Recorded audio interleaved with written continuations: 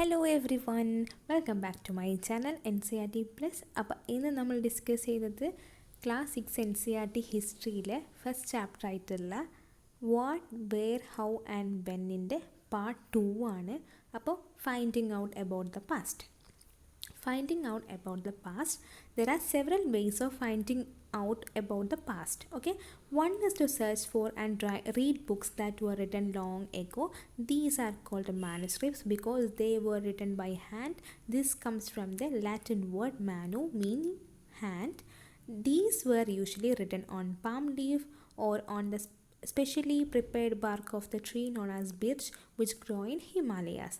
അപ്പോൾ നമുക്ക് എങ്ങനെ പഴയ കാര്യങ്ങളൊക്കെ കണ്ടെത്താൻ പറ്റുന്നില്ല ചോദ്യത്തിൻ്റെ ഒരു ഉത്തരമാണ് നമുക്ക് വേണമെങ്കിൽ പണ്ട് എഴുതിയ ബുക്സൊക്കെ നമുക്ക് വായിക്കാൻ പറ്റും. ഓക്കെ, അങ്ങനെ എഴുതിയ ബുക്സിനെയാണ് നമ്മൾ മാനുസ്ക്രിപ്റ്റ്സ് എന്ന് പറയുന്നത്. ഈ മാനുസ്ക്രിപ്റ്റ്സിനകത്തുള്ള മാനു എന്ന് പറയുന്നത്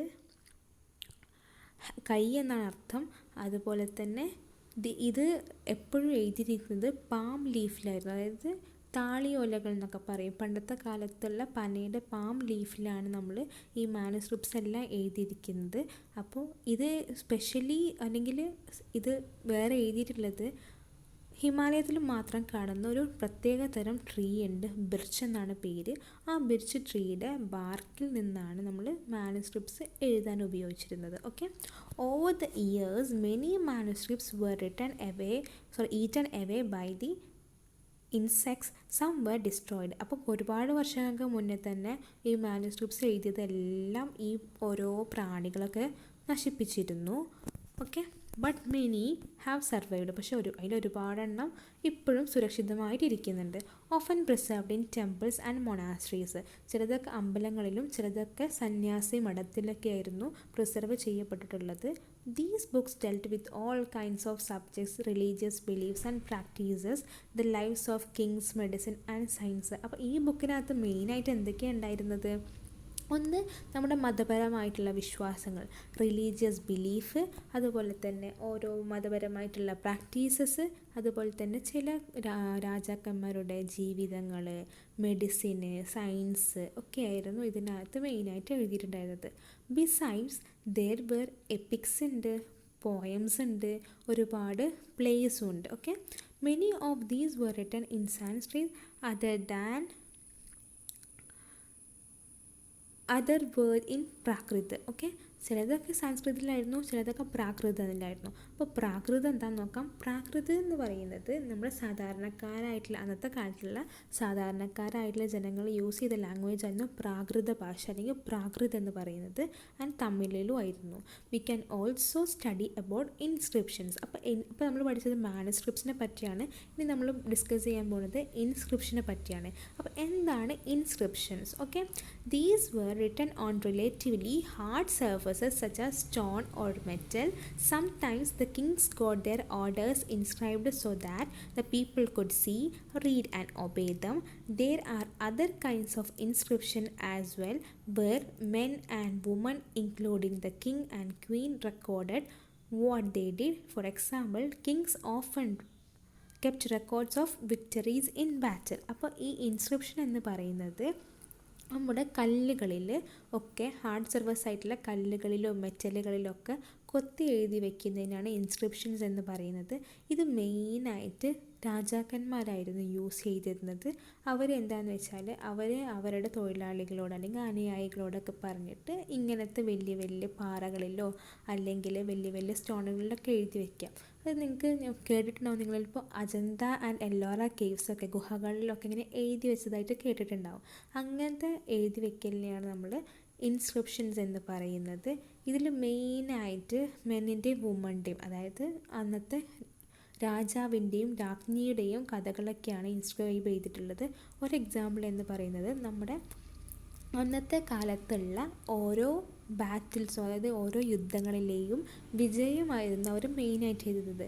ദേ kept records of victories in the ബാറ്റിലിൽ ഉണ്ടായിരുന്ന ഈ വിജയത്തെയായിരുന്നു അവർ മെയിനായിട്ട് ഫോക്കസ് ചെയ്തിരുന്നത്. Can you think of the advantage of writing on a hard surface and what could have been the difficulties? നമുക്കറിയാം നല്ല പ്രയാസമാണ് ഒരു കല്ലിലൊക്കെ എഴുതുക എന്ന് പറയുന്നത്. അതിൻ്റെ ബെനിഫിറ്റ്സ് എന്താണെന്നും അതുപോലെ തന്നെ എന്തൊക്കെ കഷ്ടതകളാണ് അത് എഴുതുമ്പോൾ ഉണ്ടാവുക എന്നൊക്കെ നിങ്ങൾക്ക് ആലോചിക്കാൻ പറ്റുന്നുണ്ടോ? Okay. There were many other things that were made and used in the past, and those who study these objects are called archaeologists. അപ്പോൾ നമ്മുടെ പണ്ടത്തെ കാലത്തുള്ള പല തിങ്സും ഉണ്ട്, അതിനൊക്കെ കുറിച്ച് പഠിക്കുന്ന ആൾക്കാർ, ഇത് പാസ്റ്റിലുള്ള ഒബ്ജക്ട്സിനെ കുറിച്ച് പഠിക്കുന്ന ആൾക്കാരെയാണ് നമ്മൾ ആർക്കിയോളജിസ്റ്റ് എന്ന് പറയുന്നത്. ആർക്കിയോളജിസ്റ്റ് അപ്പോൾ വെരി ഇമ്പോർട്ടൻ്റ് ആണ് archaeologist. Okay. They study the remains of buildings made of stone and brick, paintings and sculpture. അവർ മെയിനായിട്ട് സ്റ്റഡി ചെയ്യുന്നത് ഇങ്ങനത്തെ ബാക്കി വരുന്ന ബിൽഡിങ്ങിൻ്റെ അവശിഷ്ടങ്ങളും അതുപോലെ തന്നെ പെയിൻറ്റിങ്ങുകൾ, ഓരോ സ്കൾപ്ചറുകളൊക്കെ ആയിരുന്നു. They also explore and excavate എന്ന് വെച്ചാൽ കുഴിച്ചു നോക്കുക, to find out the tools, weapons, pots, pans, ornaments and coins. അപ്പോൾ ഇതിനൊക്കെ വേണ്ടിയിട്ട് അവർ എക്സ്കവേറ്റ് ചെയ്തിരുന്നു.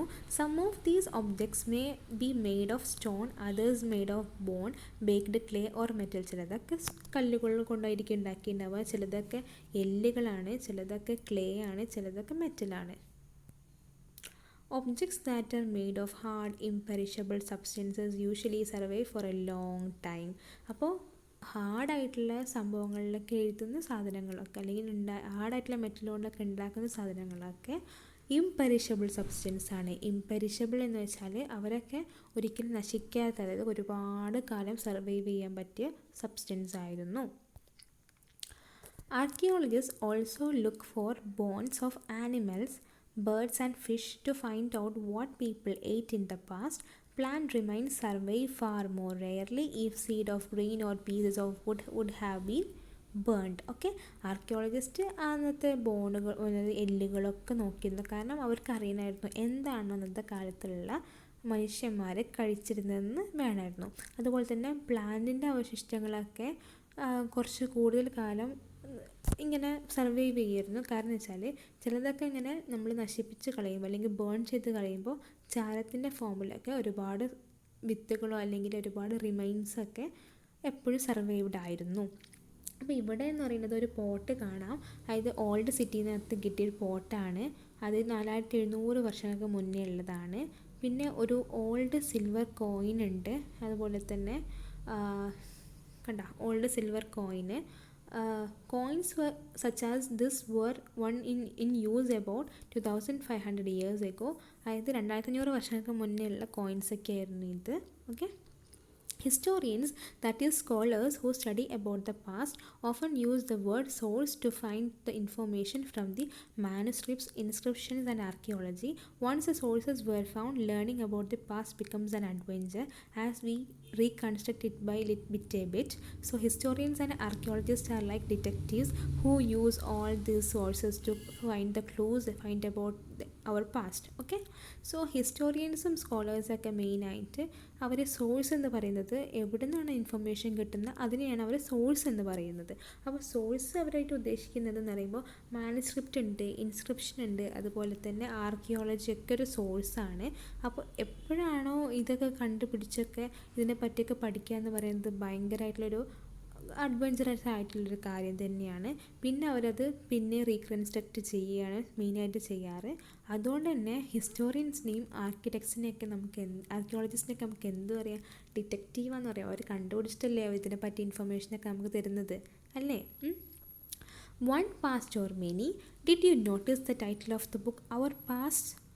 നിങ്ങൾ ടൈറ്റിൽ ശ്രദ്ധിച്ചോ? നിങ്ങളുടെ ടെക്സ്റ്റ് ബുക്കിൻ്റെ ഫസ്റ്റ് പേജ് അല്ലെങ്കിൽ ചട്ട ശ്രദ്ധിച്ചോ? അവർ പാസ്റ്റ് എന്ന് എഴുതിയത്. We have used the term past in plural to draw attention to the fact that the past was different for different groups of people. ഇങ്ങനെ പാസ്റ്റ്സ് എന്ന് പറയാൻ കാരണം പല ആളുകൾക്കും അവരുടെ പാസ്റ്റ് എന്ന് പറയുന്നത് ഡിഫറെൻ്റ് ആണ്. അതുകൊണ്ടാണ് ഇങ്ങനെ എഴുതാൻ കാരണം. For example, the lifes of herders or farmers were different from those of kings and queens and the lifes of merchants were different from those of craft person and so on also is true even today. അപ്പോൾ നമുക്കറിയാം ഈ രാജാക്കന്മാരുടെയും രാജ്ഞിമാരുടെയും അതുപോലെ തന്നെ ഈ ഓരോ കൃഷിക്കാരുടെയും ഓരോ മെർച്ചൻസിൻ്റെയും അതുപോലെ തന്നെ ക്രാഫ്റ്റ് പേഴ്സൺസിൻ്റെ ഒക്കെ ജീവിതം പലരുടെയും ഡിഫറെൻ്റ് ആണ്. അതുകൊണ്ടാണ് അവർ പാസ്റ്റസ് എന്ന പേര് നമ്മുടെ ബുക്കിന് ഇടാൻ തന്നെ കാരണം. People follow different practices and customs in different parts of the country. For example, today most people in the Andaman Islands get their own food by fishing, hunting and collecting forest produce. By contrast, most people living in the cities depend on others for supplies of food.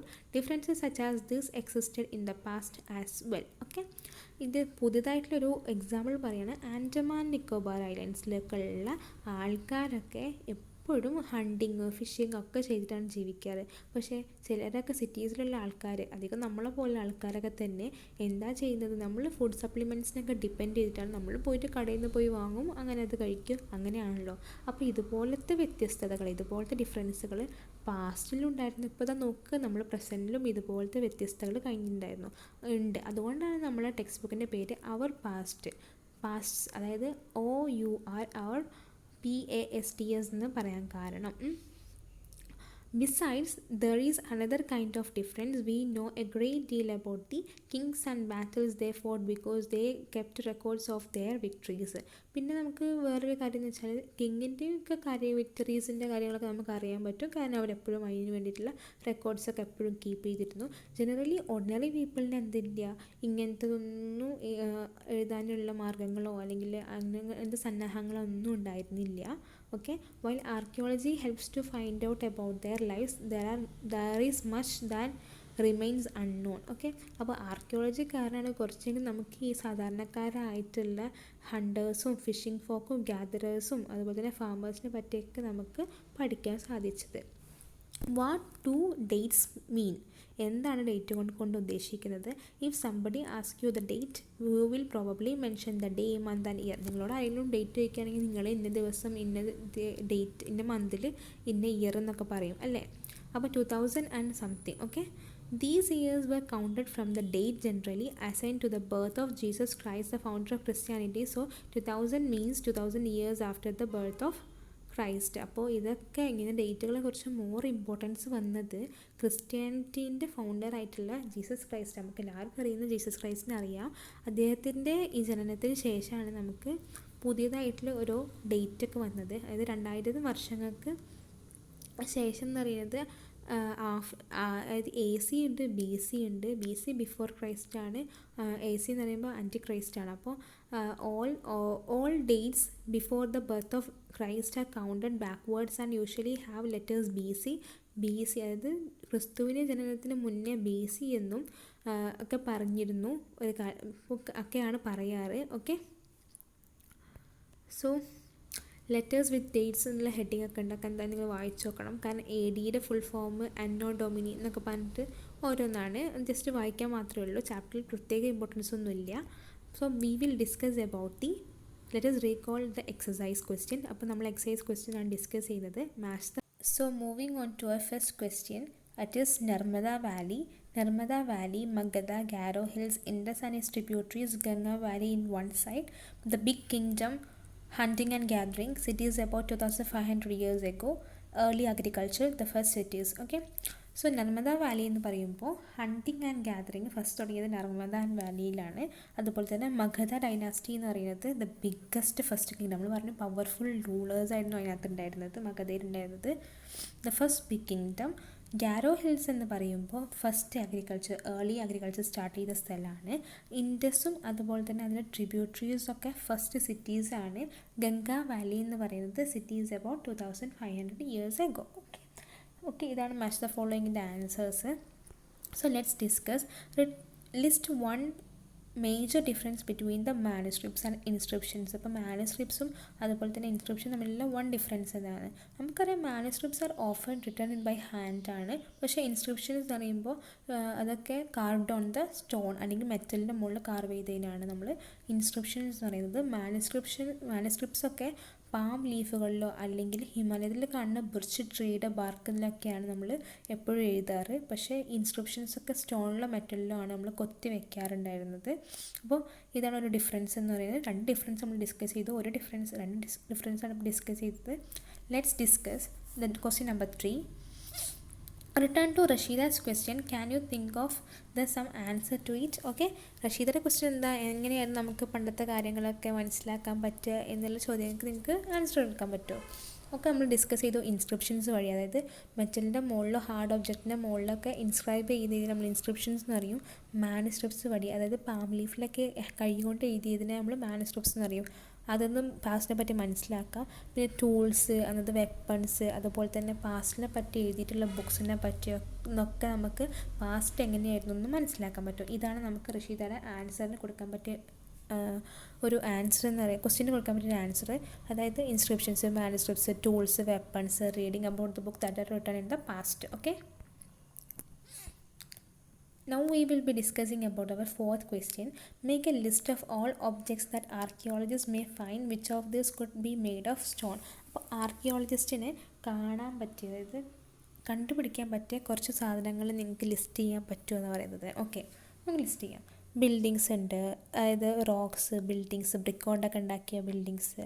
Paintings ഉണ്ട്, sculptures ഉണ്ട്, tools ഉണ്ട്, അതുപോലെ തന്നെ അവരുപയോഗിച്ച weapons, പാനുകളുണ്ട്, അതുപോലെ തന്നെ അവർ ഉപയോഗിച്ച പോട്ടുകൾ, ornaments ഒക്കെ നമുക്ക് എന്ത് ചെയ്യാൻ പറ്റും, ഈ ആർക്കിയോളജിസ്റ്റ് അവരിൽ നിന്നൊക്കെ നമുക്ക് ആർക്കിയോളജിയിൽ നിന്നൊക്കെ ഒബ്ജക്ട്സിനെ പറ്റി കണ്ടുപിടിക്കാൻ പറ്റും. ഓക്കെ, ഇതിലേതൊക്കെയാണ് സ്റ്റോൺ കൊണ്ട് ഉണ്ടാക്കിയതെന്നാണ് ചോദ്യം. ബിൽഡിങ്സും ടൂൾസും വെപ്പൺസും ഓർണമെൻറ്റ്സും ഒക്കെ സ്റ്റോൺ കൊണ്ട് ഉണ്ടാക്കിയതാണ് അന്നത്തെ കാലത്ത്. Why do you think ordinary men and woman did not generally keep records of what they did? Okay, എന്തുകൊണ്ടാണ് ഓർഡിനറി മെന്നും വുമൻസൊക്കെ റെക്കോർഡ് കീപ്പ് ചെയ്തില്ല എന്ന് പറയുന്നത്? കാരണം അന്നത്തെ കാലത്തൊക്കെ കിങ് ആയിരുന്നു മെയിനായിട്ട് പവർഫുള്ളാണ്. അയാൾ കിങ് ആയിരുന്നു റൂള് ചെയ്തിരുന്ന ആൾ. അപ്പം കിങ്ങൊക്കെ നടത്തിയിരുന്ന ബാറ്റിൽസൊക്കെ വിക്ടറി ആയിരുന്നു അവർ മെയിനായിട്ട് റെക്കോർഡായിട്ട് കീപ്പ് ചെയ്തിരുന്നത്. സാധാരണക്കാരന് അതിനുള്ള സോഴ്സും ഇല്ല, സാധാരണക്കാരൻ്റെ അതിനുള്ള വകയും ഉണ്ടായിരുന്നില്ല.